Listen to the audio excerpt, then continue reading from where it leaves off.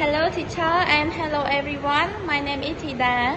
My today's video is about asking and answering about the days. Let's get started. Hello Thida, how are you today?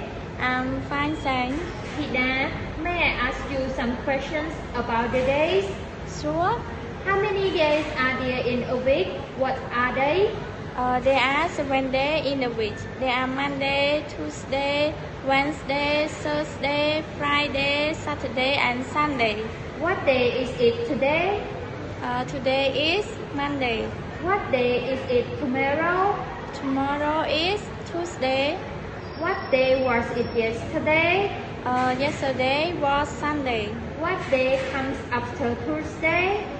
Wednesday. What day comes before Saturday? Friday. How many days a week do you study English? I study English Friday in the week. What day do you study English at Baitong? I study from Monday to Friday. Do you study English on Saturday and Sunday? No, I don't. What day were you born? I was born on Tuesday. What is your favorite day? What do you do on that day? I like Sunday because it's my day off.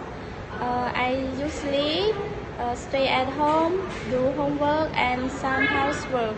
But sometimes I hang out with my friend. Thank you, Thida, for answering my questions.